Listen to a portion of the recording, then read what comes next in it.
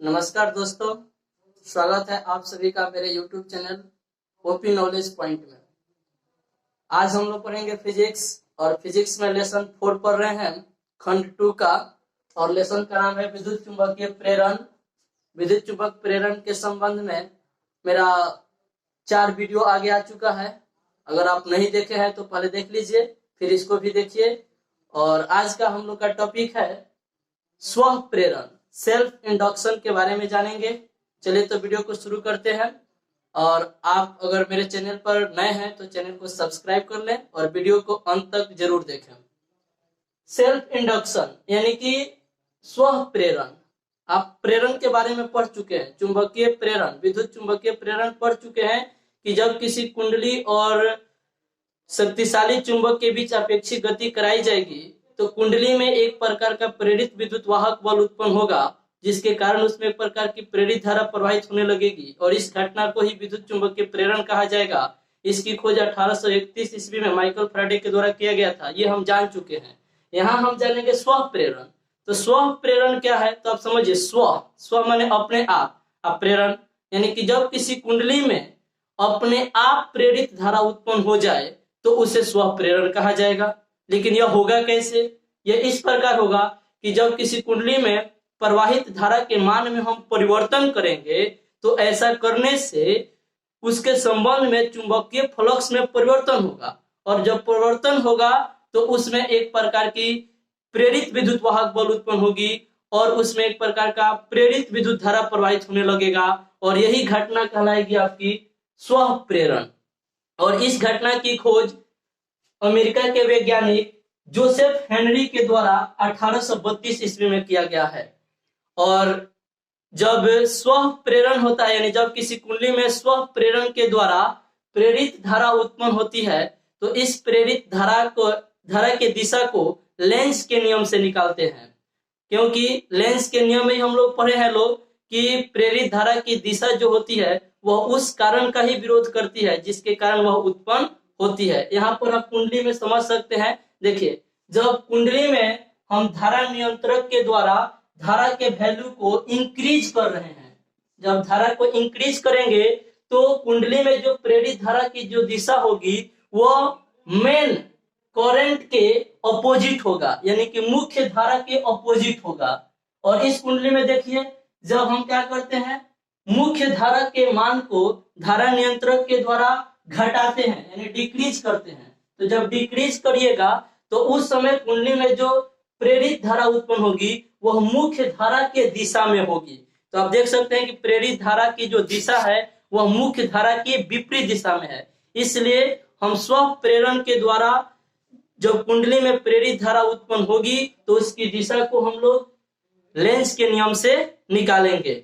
और स्व प्रेरण क्या है आप समझ चुके होंगे, आई होप। कि जब किसी कुंडली में प्रवाहित धारा के मान में हम परिवर्तन करेंगे तो ऐसा करने से उस कुंडली में एक प्रकार का प्रेरित विद्युत वाहक बल उत्पन्न होगा, और उसमें एक प्रकार की प्रेरित धारा प्रवाहित होने लगेगी, और यही घटना कहलाएगा आपका स्व प्रेरण। तो इस टॉपिक के बाद अगला टॉपिक हमारा आता है स्व प्रेरकत्व या स्व प्रेरण गुणांक। इसको देखते हैं, स्व प्रेरण गुणांक क्या है। तो देखिए, यदि कुंडली के प्रत्येक फेरे में उत्पन्न चुंबकीय फ्लक्स यदि फाई हो और उस कुंडली में फेरों की संख्या n हो तो कुल चुंबकीय फ्लक्स जो होगा, चुंबकीय फ्लक्स वह होगा आपका n फाई, और कुंडली से प्रवाहित धारा जो है वह है I। और हम जानते हैं कि किसी कुंडली के द्वारा उत्पन्न कुल चुंबकीय फ्लक्स जो होता है उससे प्रवाहित धारा के समानुपाती होता है। सो यहाँ हम देख सकते हैं कि n फाई समानुपाती होगा I के। और आप जानते हैं कि जब भी हम समानुपाती का सिंबल हटाते हैं तो एक नियतांक की जरूरत पड़ती है। तो यहाँ पर n फाई जो होगा इक्वल टू हो जाएगा Li, जहां L एक नियतांक होगा, जहां L is a constant, L जो होगा एक नियतांक होगा, और इस L को ही कहा जाता है स्व प्रेरण गुणांक या स्व प्रेरकत्व, एल को ही कहा जाएगा स्व प्रेरण गुणांक या स्व प्रेरकत्व। और एल का यहां से आप देखेंगे तो एक फॉर्मूला मिलेगा कि L equal to N phi by I, N phi by I. तो इस फॉर्मूला के आधार पर हम स्व प्रेरण का परिभाषा भी देख सकते हैं, और यह परिभाषा इस प्रकार दे सकते हैं कि किसी कुंडली में उत्पन्न कुल चुंबकीय फ्लक्स और उसमें प्रवाहित धारा आई के अनुपात को स्व प्रेरकत्व कहते हैं। फिर से समझ लीजिए, किसी कुंडली में उत्पन्न कुल चुंबकीय फ्लक्स एन फाई और उसमें प्रवाहित होने वाली मुख्य धारा आई के अनुपात को कहा जाता है स्व प्रेरकत्व या स्व प्रेरण गुणांक, और इसे एल से सूचित करते हैं, और एल इक्वल टू हो जाएगा एन फाई बाई आई। ये फॉर्मूला आप याद रखें, और इसका एसआई मात्रक और बीमा आगे आप इतना का स्क्रीनशॉट ले लीजिए। देखिए, तो अभी देखेंगे स्व प्रेरकत्व का मात्रक क्या होगा। तो आप देखेंगे स्व प्रेरकत्व के फॉर्मूला को आप ध्यान दें, तो फॉर्मूला होता है L equal to N phi by I. अब देखिए, एन जो है वह फेरो की संख्या यानी कि नंबर ऑफ टर्म्स, और फाई जो है यह है आपका चुंबकीय फ्लक्स जिसका ऐसा यूनिट होता है वेबर, और आई जो है यह है विद्युत धारा जिसका ऐसा यूनिट होता है एम्पियर। तो यहां से आप देखेंगे तो यहां से इसका यूनिट निकलता है वेबर टर्न प्रति एम्पियर, वेबर टर्न प्रति एम्पियर, और वेबर टर्न प्रति एम्पियर को ही हेनरी नामक वैज्ञानिक के सम्मान में उसको हेनरी कर दिया गया।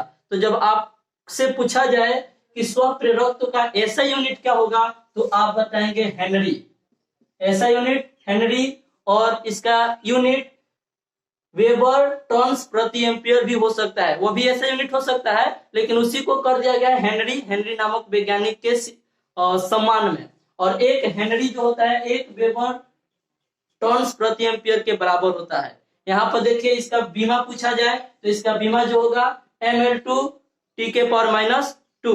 अब आपसे पूछा जाए कि एक हेनरी को परिभाषित करिए कि एक हेनरी किसे कहा जाएगा, तो आप यहां से कह सकते हैं कि अगर किसी कुंडली में एकांक परिणाम के धारा प्रवाहित करने से उसमें उत्पन्न कुल चुंबकीय फ्लक्स अगर 1 हो, तो उस कुंडली का स्व प्रेरकत्व 1 हेनरी कहलाएगा। यानी कि एन फाई का वैल्यू 1 होना चाहिए और आई का वैल्यू 1 होना चाहिए, तो एल इक्वल टू 1/1, तो 1 आ जाएगा, 1 हेनरी।